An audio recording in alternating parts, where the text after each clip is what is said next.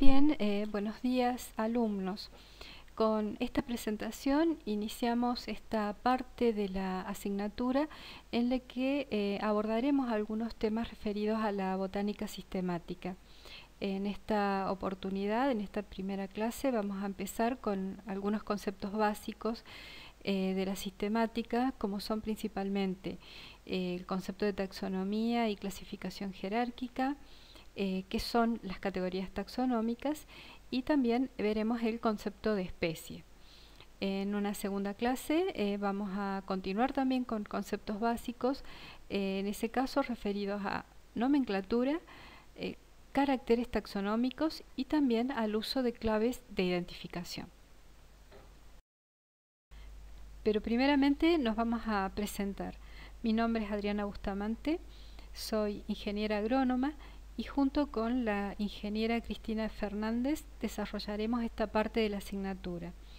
Ante cualquier duda pueden comunicarse con nosotras a la dirección de correo que figura en la diapositiva, además de los horarios de consulta que ya fueron oportunamente comunicados por la cátedra. Empecemos entonces con algunas definiciones. En primer lugar, la sistemática se puede definir como la ciencia que estudia la diversidad biológica. Es una definición debida a Judd. Por lo tanto, entre los objetivos de esta disciplina están descubrir, describir e interpretar la diversidad biológica o biodiversidad. Ahora bien, ¿qué se entiende por biodiversidad? La biodiversidad se entiende como el resultado de la evolución, expresada en las diferentes formas y modos de ser y de vivir. No se trata solamente de la cantidad de especies distintas que existen, sino que cuando se habla de biodiversidad se deben considerar tres niveles: diversidad genética, diversidad específica y diversidad de ecosistemas.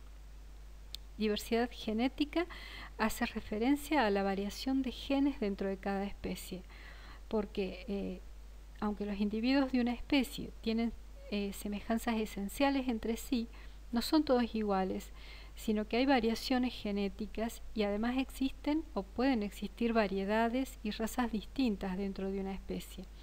Y es precisamente esta diversidad la que facilita su adaptación a medios cambiantes y la que permite su evolución, eventualmente. La diversidad de especies es la variedad de especies, subespecies, variedades, formas, razas, etcétera, que existen en la Tierra. Actualmente se han descrito alrededor de 1.700.000 especies de todo tipo de organismos, incluidos desde bacterias a animales superiores. Pero como continuamente están apareciendo nuevas especies, es muy probable, es seguro, que el número real de especies que existen sea mucho mayor que ese. Bien, y por último, la diversidad de ecosistemas se refiere a la variedad de hábitats, biomas y procesos ecológicos en la biosfera. La alteración o pérdida de ecosistemas conlleva la extinción de especies y por lo tanto, y con ello, la información genética que éstas poseen. Y esto es así porque las distintas especies que existen son un reflejo de la diversidad de ecosistemas, por lo que no se puede pensar en mantener la diversidad de especies si a su vez no se mantiene la de ecosistemas. Siguiendo, taxonomía y sistemática. El término taxonomía lo usó por primera vez de Candolle en el año 1813 para referirse a la teoría de la clasificación de las plantas. Si bien hay autores que consideran que estos términos son equivalentes, pero otros reservan el término taxonomía para aquella parte de la sistemática que proporciona los principios, reglas y procedimientos para realizar una clasificación. Es decir, siguiendo distintos principios podemos obtener distintas clasificaciones. Mientras que la sistemática es la ciencia de la diversidad, como ya habíamos visto. Es decir, se ocupa de la organización del conjunto total del conocimiento sobre los organismos. Incluye información filogenética, taxonómica, ecológica, etc., y persigue el enunciado de teorías explicativas de los fenómenos observados, Por lo tanto, tiene en sí un trasfondo teórico que supera al de la taxonomía y tiene además una vocación predictiva. Entre los objetivos de la sistemática podemos puntualizar: estudiar de la sistemática, de la botánica sistemática en este caso, estudiar la diversidad del mundo vegetal, investigar las causas y fuentes de esa diversidad, reconocer, describir y dar nombre a las especies y grupos de organismos, y reconstruir la filogenia o historia evolutiva de los grupos de organismos. Después de la publicación de El origen de las especies de Darwin en el año 1859, se adquirió conciencia de la mutabilidad de las especies y de que la relación que hay entre unas y otras obedece a criterios de semejanza evolutiva entre ellas, además de la nueva concepción relativa a que las especies se originan unas de otras. Por este motivo, la taxonomía tiene actualmente un trasfondo evolutivo. Es así que la sistemática clasifica a las especies sobre la base de su historia evolutiva o filogenia. La filogenia tiene como objetivo precisamente conocer las relaciones evolutivas entre los grupos de especies, y en la actualidad hay un acuerdo generalizado de que ese es el criterio a seguir en el establecimiento de la clasificación sistemática.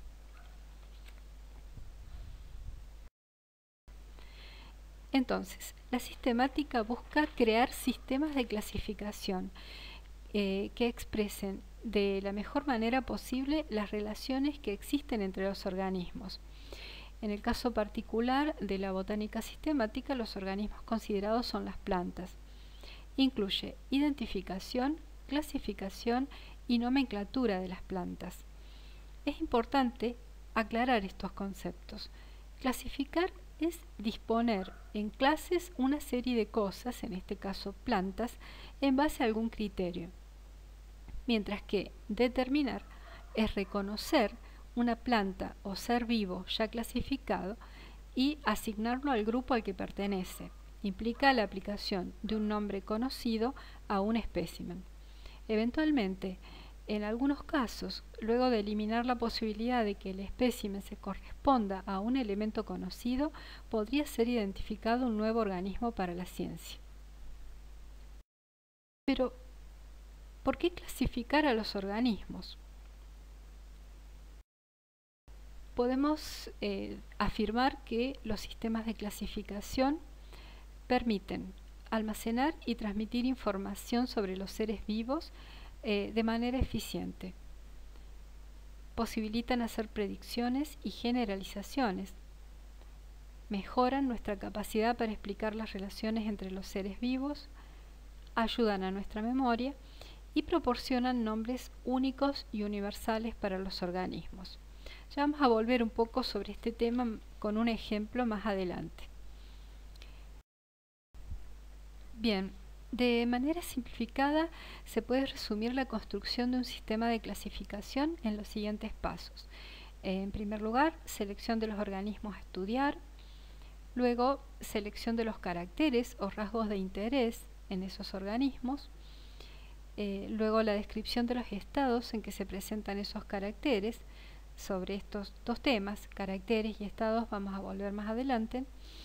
Bien, luego el análisis de los caracteres para la formación de grupos y la jerarquización de los grupos, es decir, la organización de los grupos de manera jerárquica. Y esto último se relaciona con el tema que desarrollaremos a continuación, que es el de categorías taxonómicas. Bien, categorías taxonómicas.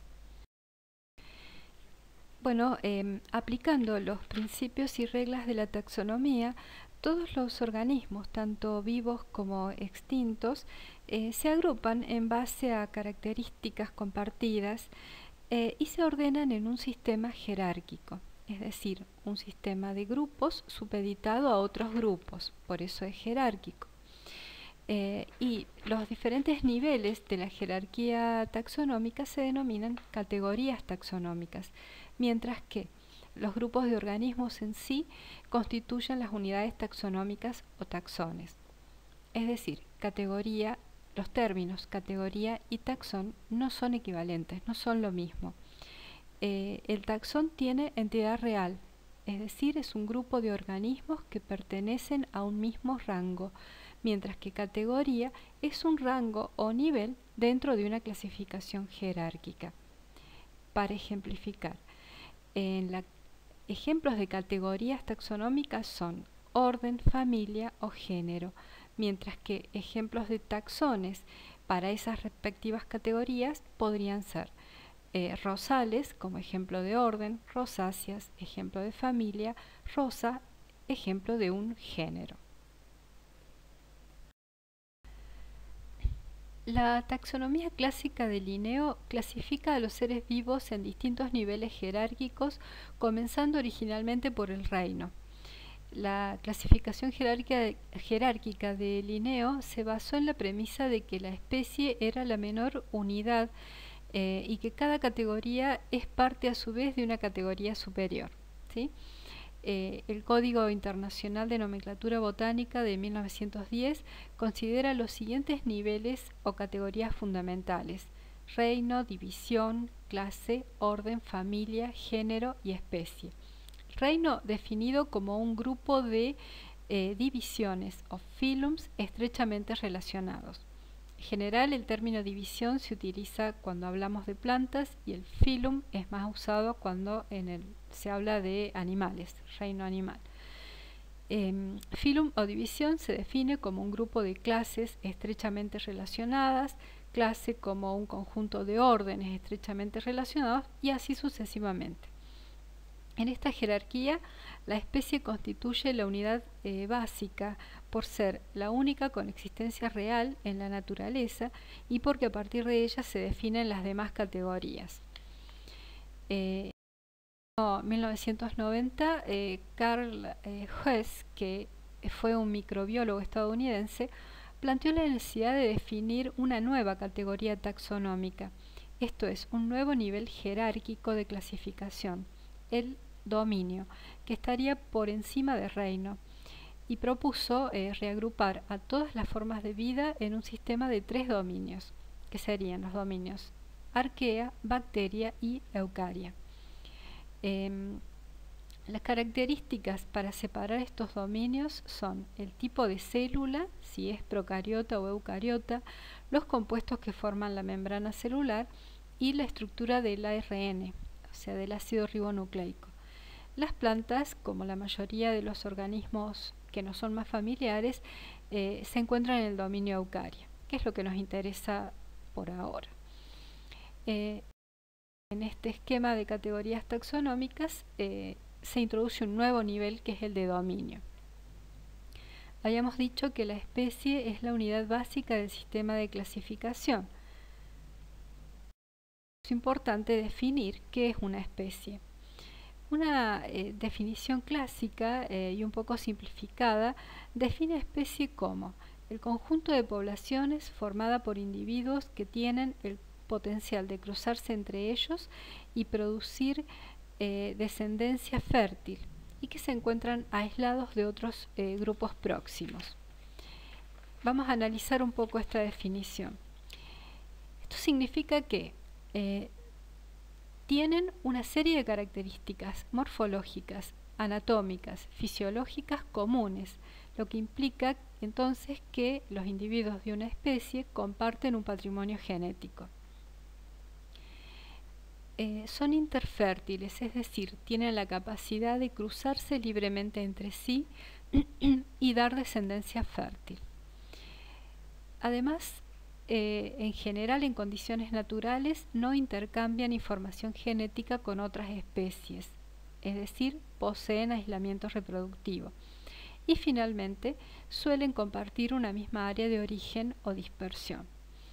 Esta es una definición un poco simple, porque aparecen problemas cuando se consideran organismos que dependen casi exclusivamente de la reproducción asexual, como son los procariotas y los protistas, o cuando existen poblaciones que se solapan entre sí y presentan cierto grado de reproducción entre ellos. De todas maneras, es una definición bastante útil a los fines prácticos. Entonces, Partiendo de considerarla a la especie como categoría básica del sistema jerárquico, diremos que existen categorías supraespecíficas, como son género, familia, orden, clase, división y reino. Pero a su vez existen categorías por debajo de especie, llamadas infraespecíficas, las que pueden dividirse de acuerdo a que se den naturalmente o sean producto de la actividad humana. Bien, entonces en el primer caso, es decir, categorías por debajo de especie que se dan espontáneamente en la naturaleza, podemos distinguir subespecie, variedad y forma, mientras que en plantas cultivadas se reconocen el cultivar o variedad hortícola, línea y clon. Respecto a esto diremos solamente que la variedad botánica es el resultado de un proceso evolutivo, mientras que la variedad cultivada o cultivar es el resultado de un proceso de mejoramiento. En el caso de la variedad botánica, prospera espontáneamente en la naturaleza, mientras que las variedades cultivadas lo hacen gracias a la intervención del hombre. Además, las que se dan espontáneamente se mantienen mediante reproducción sexual normalmente, mientras que las cultivadas se pueden mantener tanto mediante reproducción vegetativa, mejor dicho, multiplicación vegetativa o reproducción sexual, según cuál haya sido el método para su obtención. Entonces, anteriormente habíamos dicho que las clasificaciones jerárquicas permiten almacenar y recuperar información de manera eficiente. Esto es así porque cuando se describe un taxón de un rango inferior, como puede ser una especie, no es necesario reiterar las características de él o de los niveles superiores a los que pertenece. Por ejemplo, si hablamos de la especie maíz, sea maíz, que es el maíz, aún sin haberla estudiado y solamente basándonos en su clasificación, tendríamos una serie de conocimientos. Por ejemplo, que por pertenecer al reino vegetal o al reino Plantae, sabemos que es un organismo fotosintético con células rodeadas de una pared celulósica y con plastidios. Por estar en la división magnoliófita, sabemos que son plantas vasculares con frutos y semillas. Por ser una liliópsida, o lo que antes se llamaban monocotiledóneas, sabemos que tienen el embrión con un solo cotiledón y las piezas florales en número de 3 o sus múltiplos. Por pertenecer al orden Poales, sabemos que las partes florales son reducidas, con hojas alargadas, frutos secos, etc. ¿Sí? Es decir, podemos tener una serie de conocimientos simplemente por saber de qué manera está clasificado un organismo. Bien. Bueno, y hasta aquí llegamos en esta primera clase. Ya saben, ante cualquier duda se pueden comunicar a través del correo electrónico o hacernos preguntas en los horarios de consultas. Muchas gracias.